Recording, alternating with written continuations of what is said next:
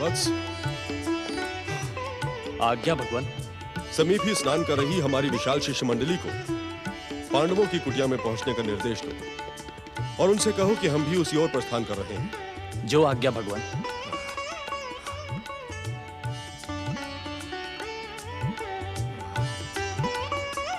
भगवान, स्नान ध्यान तो पूरा हुआ। सत्य, गंगा स्नान करके मन प्रसन्न हो गया। वत्स वेदज्ञ, तुम तो भोजन करने से पहले ही तृप्त हो गए।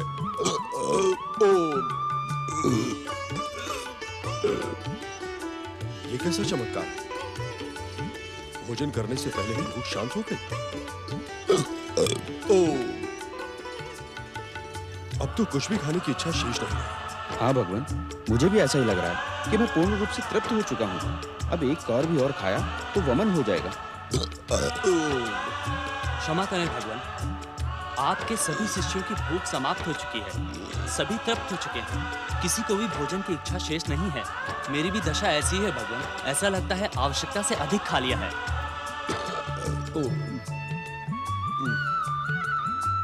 व्यर्थी पांडवों ने हमारे आतिथ्य का कष्ट उठाया। वे तो स्वयं कष्टों में जी रहे हैं। न जाने क्या क्या यत्न करके उन्होंने हम सब के लिए भोजन की व्यवस्था की होगी।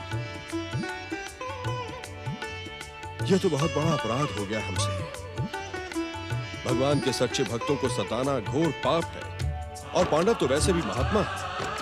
दुर्योधन को वचन देकर हमने बहुत बड़ी भूल कर दी वत्स वेदज्ञ। अब क्या होगा भगवान? अब तो मुझे वही दिन दिखाई दे रहा है वेदज्ञ, जब मैं इसी प्रकार भोजन की अभिलाषा लेकर महाराज अम्बरीश की राजसभा में गया था। महाराज अम्बरीश की राजसभा में? हाँ वत्स, बहुत पुरानी बात है। महाराज अम्बरीश को भोजन की आज्ञा देकर मैं स्नान ध्यान को चला गया। मुझे स्नान ध्यान में तनिक अधिक समय लग गया। उस दिन द्वादशी थी, जो केवल घड़ी भर को शेष रह गई थी। धर्म में आस्था रखने वाले महाराज अम्बरीश धर्म संकट में पड़ गए। फिर क्या हुआ? ब्राह्मणों को मार्गदर्शन प्राप्त करके द्वादशी रहते भोजन न करने के दोष से बचने के लिए महाराज ने जलपान कर लिया। तब तो निश्चित ही आपने उन्हें शापित किया होगा। शापित ही नहीं, मैं तो उसे भस्म कर देना चाहता था। अपने केशों की एक जटा को तोड़कर मैंने एक कृत्या को जन्म दिया। वो कृत्या महाराज अम्बरीश को मारने के लिए आगे बढ़ी। तभी अचानक भक्त वत्सल भगवान श्री हरि का चक्र वहां आ पहुंचा। कृत्या को मारकर वो चक्र मेरी ओर बढ़ा। उस चक्र से बचने के लिए मैं भागता रहा। भागते भागते मैं दशों दिशाओं में गया और फिर मैं सृष्टि के रचनाकार ब्रह्मदेव के पास पहुंचा। उन्होंने मेरी रक्षा नहीं की। फिर मैं कल्याणकारी भगवान शिव के पास पहुंचा, परंतु भगवान शिव ने भी मुझे निराश कर दिया और अंततः मैं अपनी रक्षा के लिए वैकुंठनाथ पहुंचा। और जानते हो वैकुंठनाथ ने मुझसे क्या कहा? नहीं जानता भगवान। श्री हरि ने कहा, रुद्रावतार सुआसा जी, मैं तो अपने भक्तों के अधीन हूं। न तो मुझे अपने आप से मोह है और न ही अपनी धर्म पत्नी लक्ष्मी से। मुझे मोह है तो मात्र अपने भक्तों से। क्षमा कीजिए रुद्रावतार सुआसा जी, मैं आपकी कोई सहायता नहीं कर सकता। मेरा चक्र सुदर्शन तो आपके पीछे लगा ही रहेगा और अवसर पाते ही आप पर प्रहार भी करेगा। फिर क्या हो भगवान? त्रिलोकीनाथ ने मुझे मार्गदर्शन दिया कि यदि इस कष्ट से बचना चाहते हो सुवासा, तो नाभा पुत्र महाराज अम्बरीश की शरण में जाओ। मैंने महाराज अम्बरीश से क्षमा याचना की। उन्हीं की कृपा से मेरी जीवन रक्षा हुई। आज भी मैंने नाहक ही पांडवों को सताया। उसी कारण भगवान की माया और रोष ने ऐसा चमत्कार किया है, हम सबकी भूख शांत हो गई। तो हम क्या करें भगवान? यदि आज्ञा हो तो हम धर्म में आस्था रखने वाले पांडवों से चलकर क्षमा याचना कर लें। नहीं वत्स, इस समय पांडवों के सामने जाना उचित नहीं होगा। हमारी भलाई इसी में है कि शीघ्र अतिशीघ्र यहां से भाग चले। मस्तक पर चंदन का तिलक तो लगा ले भगवान। तिलक विलक सब बाद में लगा लेंगे वेदज्ञ। इस समय तो यहां से प्रस्थान करने में ही हम सबका कल्याण है।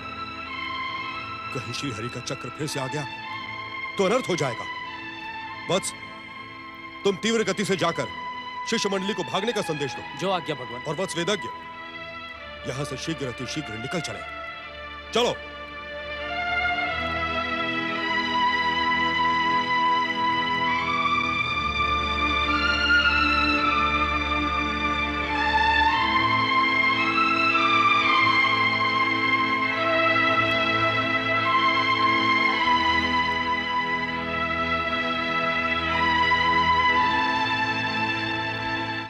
महर्षि सुवासा और उनकी शिष्य मंडली कहाँ गई? भ्राताश्री के कहने पर वे सब इसी ओर आए थे। सुनो भैया, क्या तुमने उधर कुछ ऋषि मुनियों को स्नान करते हुए देखा है? स्नान करते हुए तो नहीं देखा। हाँ, भयभीत होकर भागते हुए अवश्य देखा है। भयभीत होकर भागते? मैं कुछ समझा नहीं। समझा तो मैं भी नहीं। आज से पहले मैंने बालकों के समान ऋषियों को कूद कूद कर भागते कभी नहीं देखा। वे सब बार बार पीछे मुड़कर देख रहे थे। मुझे तो लगा कोई सिंह अथवा जंगली पशु आ गया होगा। खेत का काम छोड़कर मैं उस पशु को देखता हुआ यहां तक चला आया हूं। मुझे तो कोई दिखाई नहीं दिया। दिख जाता तो ऋषि को सताने वाले उस पशु को मार कर गिरा देता।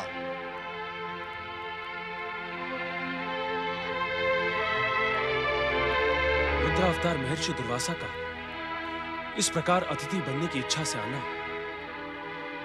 और बिना बताए अचानक चले जाना, इसका कारण नहीं समझ में आया। भ्राताश्री, कारण तो बहुत ही सरल और स्पष्ट है। पांडवों को केवल दुर्योधन के स्वार्थ की परीक्षाओं से ही बार बार कष्ट उठाना पड़ रहा है। अर्थात ऋषियों का यहाँ आना। हाँ पार्थ, मुझे इस बात के संकेत पहले से ही मिल चुके हैं कि दुर्योधन अपने मामा शकुनी के साथ दुर्वासा ऋषि को प्रसन्न करने के लिए बढ़ चढ़कर प्रयास कर रहा है। अर्थात ये सब दुर्योधन के प्रयासों का ही परिणाम है। बड़े भैया, इस षड्यंत्र का सूत्रधार और कोई नहीं बल्कि गांधार नरेश शकुनी है।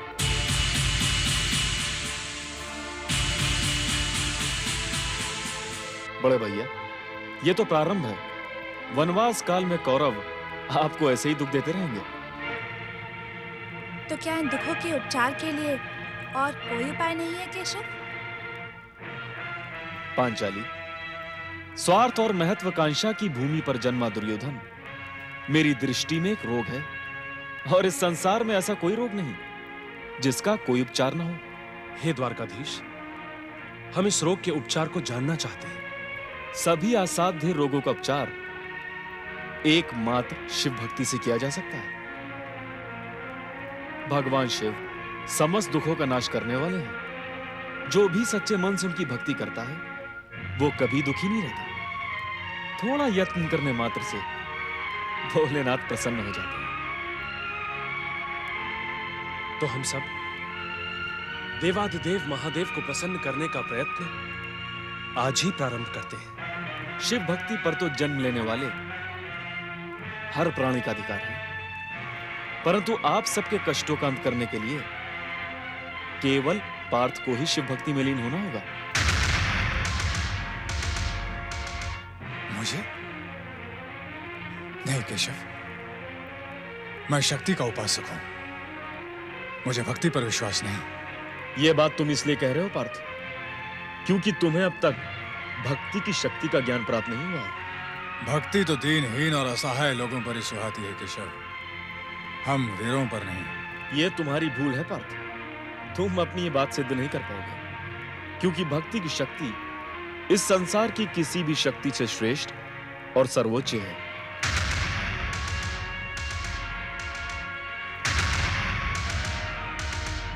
बड़े भैया, क्या आप भी यही चाहते हैं कि मैं स्वयं को शिव भक्ति में लीन कर दूं? हाँ अनुज, यदि द्वारकाधीश के बताए मार्ग पर तुम चलोगे तो हम सबका जीवन सुख और संतुष्टि से भर जाएगा। ठीक है बड़े भैया,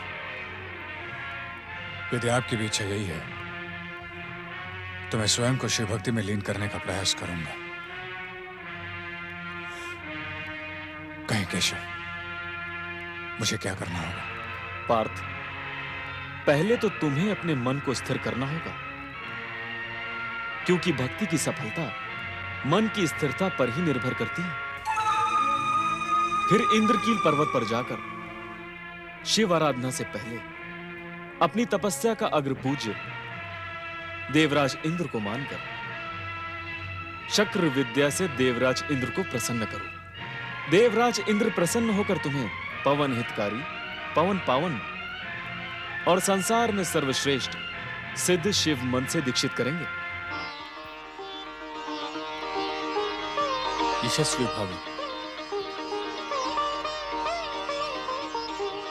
मुझे आशीर्वाद दे कि मैं अपने मन को भक्ति में लीन करने में सफल हो जाऊं। तुम ऐसे क्यों जा रहे हो पार्थ? पांचाली, वीर श्रोमणी अर्जुन का गांडीव लेकर आओ। परंतु केशव, भक्ति में अस्त्र का क्या काम? प्रश्न काम का नहीं है पार्थ, प्रश्न है धर्म का। तुम क्षत्रिय हो पार्थ, और क्षत्रिय धर्म तुम्हें इस बात की आज्ञा देता है कि तुम अपनी प्रजा और असहायों की रक्षा के लिए अस्त्र शस्त्र सदा अपने साथ रखो।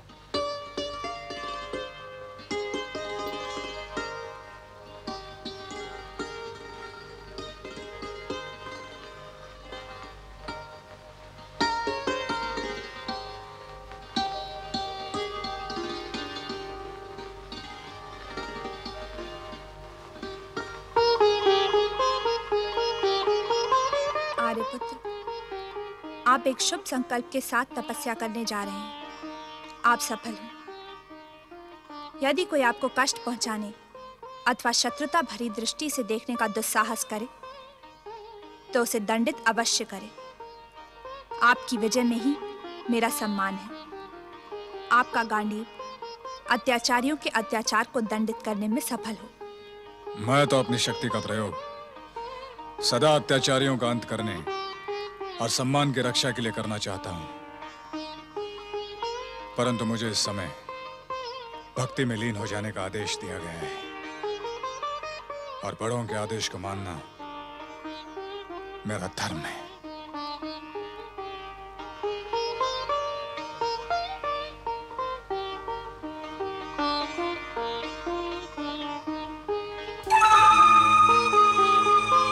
अब मुझे भी आज्ञा दीजिए बड़े भैया, क्योंकि द्वारका पहुंचने से पहले मुझे एक और आवश्यक कार्य पूरा करना है। क्या मैं आपकी कोई सहायता कर सकता हूं द्वारकाधीश?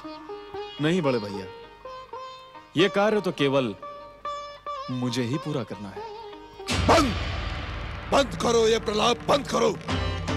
ये नहीं हो सकता, ये असंभव है। मामा श्री के आपको इस गुप्तचर की बात पर विश्वास है? मुझे तो ऐसा लग रहा है कि ये पांडवों के साथ मिलकर हमें भ्रमित करने का समाचार सुना रहा है।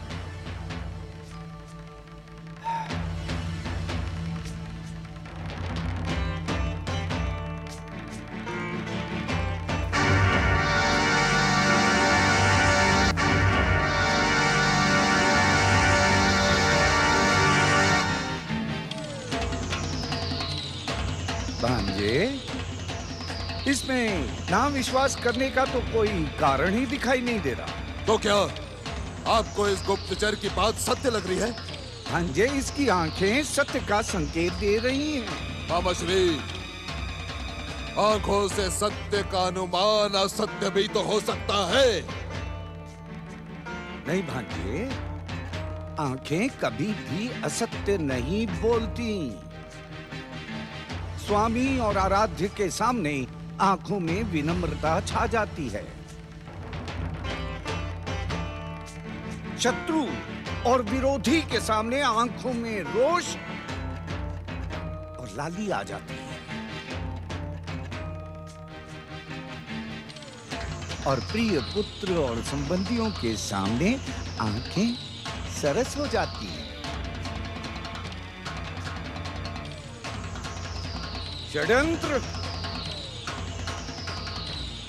और असत्य के समय आंखों में भय छा जाता है, भय।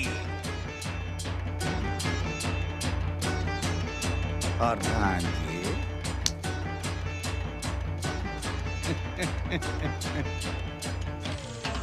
प्रियतमा के सामने आंखें तिरछी हो जाती हैं।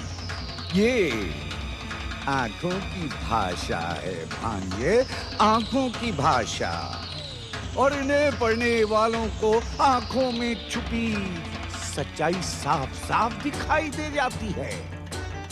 सत्य कहा आपने मामा श्री, सर्वथा सत्य। तुम जा सकते हो गुप्तचर।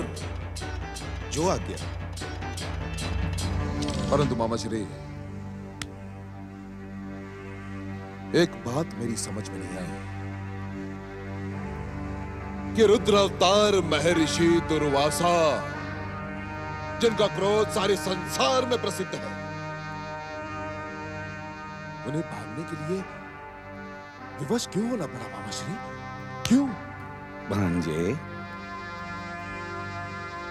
जो कारण समझ में नहीं आता उसे ही तो चमत्कार कहते हैं। और ना समझ में आने वाले चमत्कार को दूर से ही प्रणाम कर दिया जाता है। क्या कहा आपने? क्या कहा मामा श्री? नहीं नहीं मामा श्री, मैं दूर से प्रणाम करके पांडवों को क्षमा नहीं कर सकता, माने नहीं कर सकता मामा श्री। आपने सुना नहीं कि उस गुप्तचर ने क्या कहा?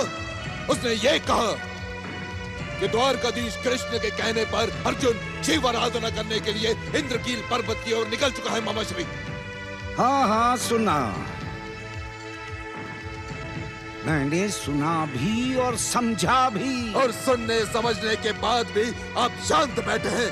शांत बैठे हैं तो क्यों बैठे हैं? कुछ करें मामा श्री, कुछ करें। नहीं तो वो अर्जुन शिव को प्रसन्न करके हमारे सम्मुख संकटों के पर्वत खड़े कर देगा।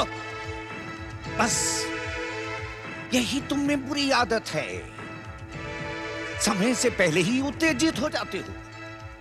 अरे अर्जुन शिव को तब प्रसन्न करेगा जब वो शिव आराधना करेगा भांजे। मामा श्री, मुझे अर्जुन के शिव आराधना में कोई कमी दिखाई नहीं देती, कोई कमी दिखाई नहीं देती। कमी दिखती नहीं, दिखाई जाती है भांजे। हम प्रयास करेंगे कि शिव आराधना के समय अर्जुन के सामने बाधाओं का पर्वत खड़ा हो जाए। पर्वत। तो प्रयास कब करेंगे आप? कब करेंगे? जब वो अर्जुन शिव को प्रसन्न कर देगा तब। मामा श्री, अब तक तो उसने शिव आराधना प्रारंभ भी कर दी होगी, कुछ करें। भांजे भांजे, अर्जुन इस समय शिव की आराधना नहीं कर रहे। वत्स, अर्जुन अग्र पूजा अर्थात इंद्र की पूजा कर रहे हैं और अग्र पूजा में बाधा डालने को घोर पाप माना जाता है। पाप। इसलिए कर लेने दो उसको अग्र पूजा। एक बार वो अग्र पूजा में सफल हो गया तो फिर हम अपना प्रयास प्रारंभ कर देंगे। अर्थात इतने उत्तेजित होने की आवश्यकता नहीं है। अरे समय आने पर तुम्हारे मामा श्री तुम्हें बता देंगे कि अर्जुन के सामने बाधाओं का पर्वत कैसे खड़ा किया जाए। समझ में नहीं आता कि केशव ने मुझे शिव भक्ति का परामर्श क्यों दिया। वे जानते हैं कि जब तब पूजा पाठ और भक्ति के प्रति मेरे मन में आदर अवश्य है, परंतु मैं स्वयं भक्ति में लीन नहीं हो सकता, क्योंकि मैं शक्ति पर विश्वास करता हूं। नहीं, मैं कुछ भी कर लूं पर मेरा मन स्थिर नहीं होगा। भरी राज्यसभा में कौरवों ने हमारा जो अपमान किया है उसे मैं भूल नहीं सकता। वो अपमान ही मेरा मन स्थिर नहीं होने देगा।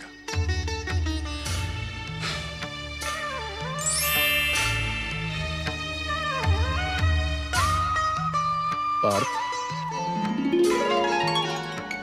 जिस अपमान की बात सोचकर तुम शिव भक्ति का मार्ग छोड़ रहे हो, उसी अपमान को सम्मान में बदलने के लिए मैं तुम्हें शिव भक्ति का मार्ग दिखाने आया हूं। मैं जानता हूं पार्थ कि तुम्हारे मन में एक के बाद एक प्रश्न उठ रहे हैं। जिज्ञासा के महासागर ने दुविधा के महापर्वत का रूप धारण कर लिया है।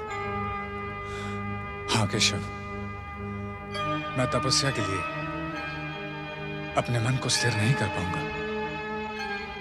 तुम तो अपने भीतर के संघर्ष से ही पराजित हो गए पार्थ। जब भीतर ही पराजित हो गए तो बाहर कैसे विजय प्राप्त कर सकोगे? वीर तो वो होता है जो पहले स्वयं पर विजय पाता है। जो स्वयं पर विजय पा लेता है वो संसार पर भी विजय पा लेता है। मैं कुछ समझा नहीं। स्वयं को कैसे जीता जा सकता है? अज्ञानी, श्रद्धा रहित और संदेह करने वाला पुरुष स्वयं ही नष्ट हो जाता है। उसे ना तो इस श्लोक में सुख मिलता है और ना ही परलोक में। मेरी दृष्टि में ऐसा पुरुष दीनहीन और असहाय है। परंतु जिसने आत्मा को आत्मा के द्वारा जीत लिया, आत्मा स्वयं उसकी मित्र बन जाती है। और जो पुरुष आत्मा से पराजित हो जाता है वो आत्म शत्रु बन जाता है। इसलिए पहले अपनी आत्मा को जीतो, अपने मन को नियंत्रण में रखो और अपनी इंद्रियों को वश में करो। कैसे करूं केशव, कैसे? जबकि मैं सत्य को जानता हूं कि कौरवों ने हमारे साथ घोर छल किया है। उस छल और अपमान को भूलकर मैं अपने मन को स्थिर नहीं कर सकता। मैं तो कौरवों को दंडित करना चाहता हूं। यही मेरा क्षत्रिय धर्म और मेरा वीर कर्म है। किस कर्म की बात कर रहे हो तुम पार्थ? और कर्म के साथ साथ तुमने परिणाम पर भी विचार कर लिया? तुम्हें केवल कर्म करने का अधिकार है पार्थ, फल पर विचार करने का नहीं। जीवन की असफलता का मूल कारण मन का अस्थिर होना है।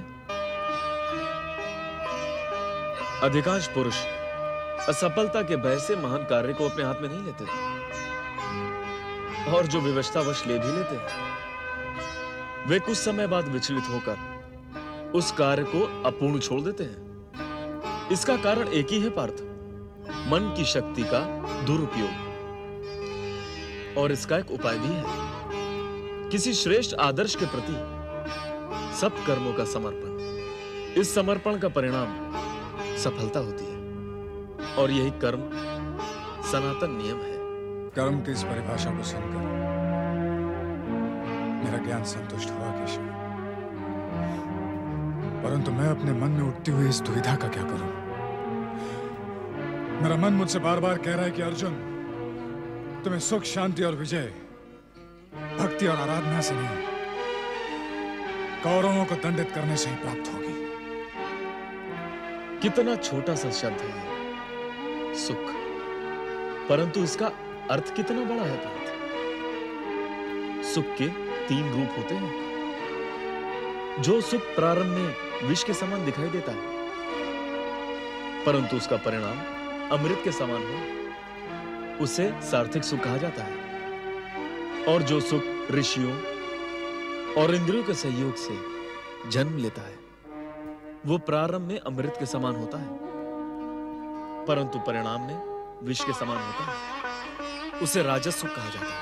और जो सुख प्रारंभ और परिणाम में आत्मा को मोहित करने वाला होता है वो निद्रा, आलस्य, मोह और अहंकार को जन्म देने वाला तामस सुख कहलाता है।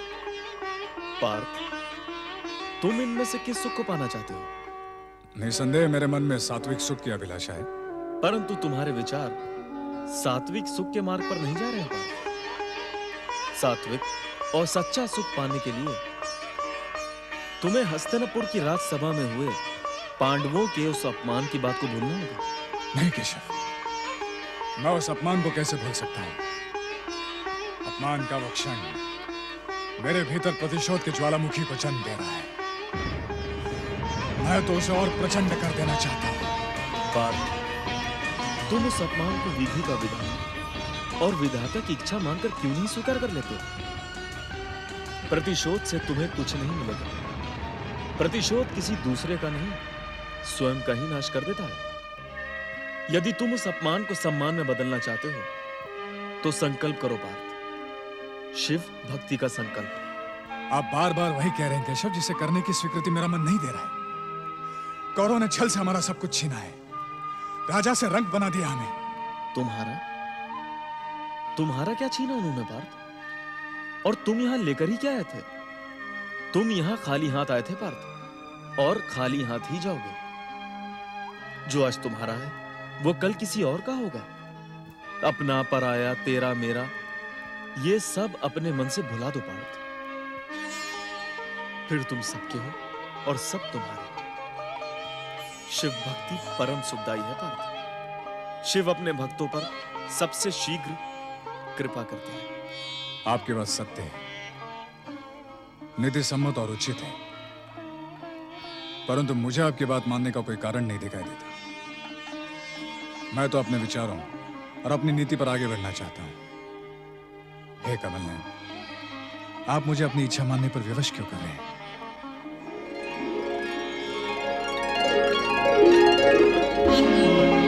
क्योंकि मैं ही सत्य और सनातन हूं पार्थ। मैं समस्त भूतों के हृदय में स्थिर आत्मा हूं।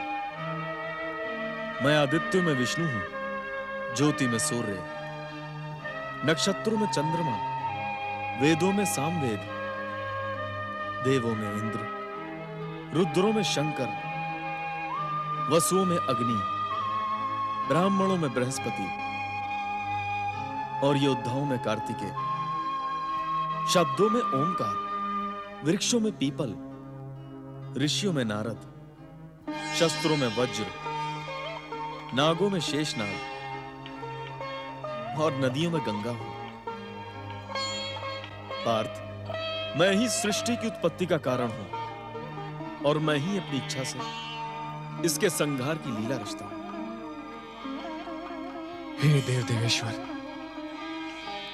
आप इस चराचर जगत के पिता पूजनीय और सर्वश्रेष्ठ गुरु हैं। मैं आपको प्रणाम करके अपनी भूल की क्षमा याचना करता हूं। जैसे पिता पुत्र के, गुरु शिष्य के, मित्र मित्र के और प्रिय प्रिया के अपराध को क्षमा करता है, वैसे ही आप मेरी भूल को क्षमा कर दें। आपकी बातों पर संदेह करना मेरा ज्ञान है। मुझे क्षमा कर दें प्रभु, मुझे क्षमा कर दें। पार्थ, तुम सभी विचारों, धर्मों और प्रश्नों का त्याग करके एकमात्र मेरी शरण में आ जाओ। मैं तुम्हें समस्त पापों से मुक्त कर दूंगा। तुम शोक मत करो पार्थ। आपके परम पावन और विश्व विराट स्वरूप के दर्शन करते ही मेरे शोक का अंत हुआ। प्रश्न और जिज्ञासाएं स्वयं ही समाप्त हुई। अब आप मेरा मार्गदर्शन करें प्रभु। मार्गदर्शन तो मैं तुम्हें पहले ही दे चुका हूं पार्थ। इंद्रकील पर्वत के पावन स्थान पर तुम शक्र विद्या द्वारा देवराज इंद्र को प्रसन्न करके परम सिद्ध शिव मंत्र की दीक्षा प्राप्त करो। अब समय व्यर्थ ना करो पार्थ, शीघ्र अपनी तपस्या प्रारंभ करो।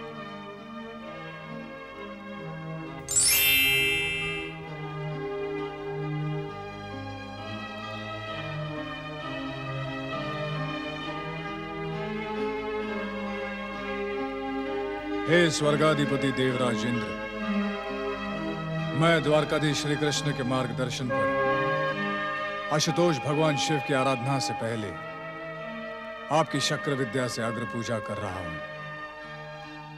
हे देवेंद्र, हे अदिति पुत्र, मेरी आराधना और पूजा स्वीकार करें।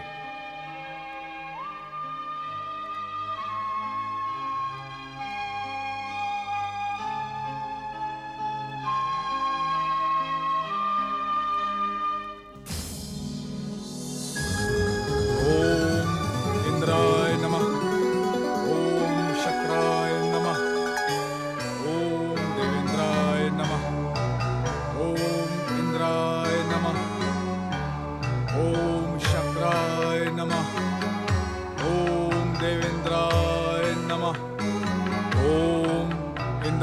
नमः।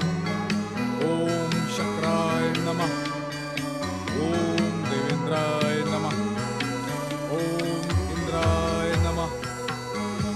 ओम शक्राय नमः। ओम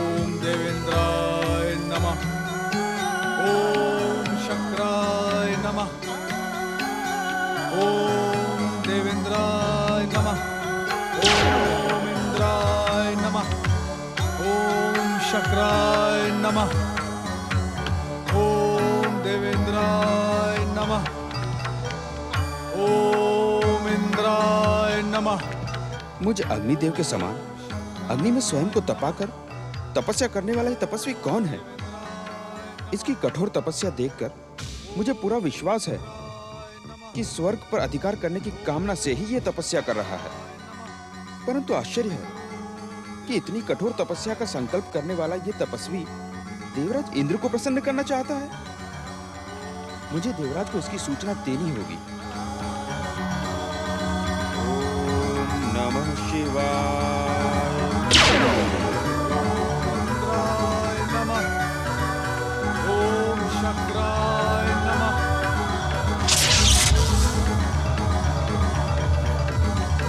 ओम इंद्राय नमः। कौन है ये तपस्वी जो मेरी ही आराधना करके मुझसे मेरे इंद्रासन को छीन लेना चाहता है? देवराज, मुझे तो ये दैत्य गुरु शुक्राचार्य का कोई नया षड्यंत्र दिखाई देता है। दैत्य गुरु शुक्राचार्य, मैं उनके इस षड्यंत्र को नष्ट भ्रष्ट कर डालूंगा। नहीं देवराज, इस षड्यंत्र को नष्ट भ्रष्ट करने की कोई आवश्यकता नहीं है। ये आप क्या कह रहे हैं अग्निदेव? देवराज, ये तपस्वी शक्र विद्या से आपकी तपस्या कर रहा है। यदि आप इसे वरदान देने नहीं जाएंगे तो इसकी तपस्या कभी सफल नहीं होगी और सदा की तरह दैत्य गुरु शुक्राचार्य हाथ मलते रह जाएंगे। क्या आप आराधना के कठोर विधि विधान से परिचित नहीं हैं? आराध्य अपने आराधक को केवल एक सीमा तक ही रोक सकता है। उसके बाद त्रिदेव और शुभ शक्तियां हस्तक्षेप करने के लिए स्वतंत्र हो जाती हैं। इसके आराध्य तो आप ही हैं देवराज। तो क्या इसकी पुकार पर प्रसन्न होकर आप स्वर्ग का वरदान दे देंगे? वरदान? कदापि नहीं वरुण देव, कदापि नहीं। हम उस निश्चित समय सीमा से पहले ही इस तपस्वी की तपस्या को खंडित कर देंगे। सीमा की प्रतीक्षा क्यों देवराज? आप हमें आज्ञा दें, हम अभी अपनी शक्तियों से इसकी तपस्या में बाधा उत्पन्न कर देते हैं। स्वर्ग की सुरक्षा के लिए किसी भी आज्ञा की आवश्यकता नहीं है देवगण।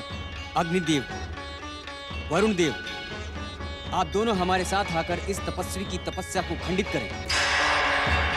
ओम नमः शिवाय।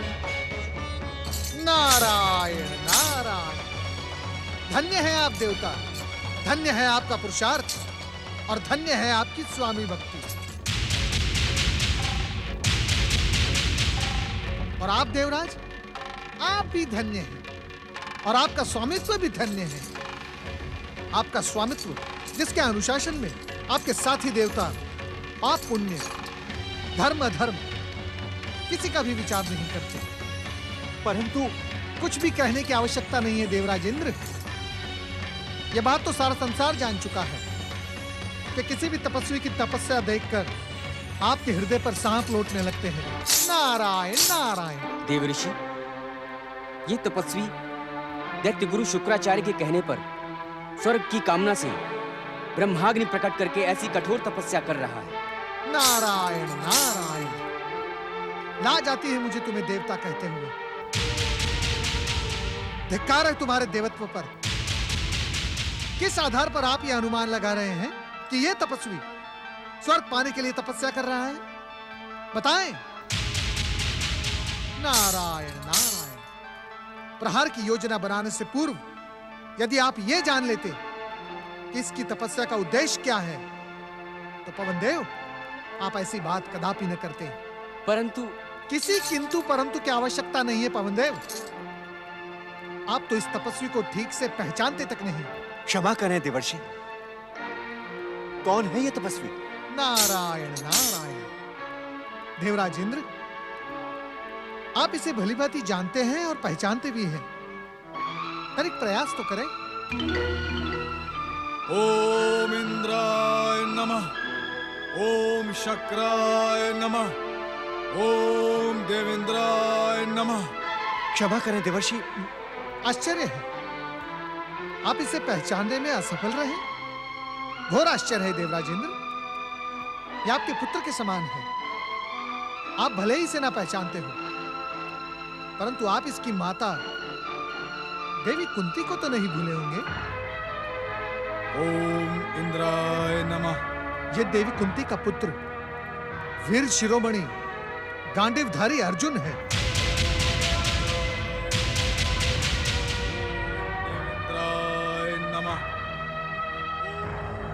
आपने देखा नहीं देवराज इंद्र, ठीक इसके समीप सारे संसार में विख्यात उसका गांडीव भी रखा है।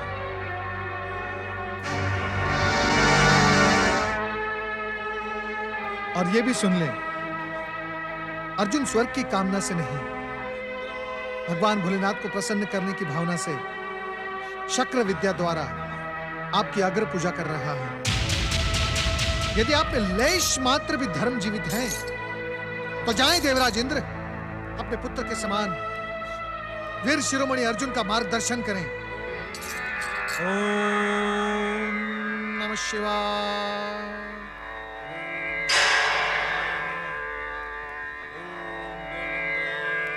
आज देवर्षि ने हमें उचित समय पर आकर रोक लिया, अन्यथा अनर्थ हो जाता। देवगण, मुझे इसकी पुकार का उत्तर देने के लिए जाना ही होगा। यह शक्र विद्या से मेरी अग्र पूजा कर रहा है, इसकी परीक्षा तो मुझे लेनी ही होगी। इंद्राय नमः।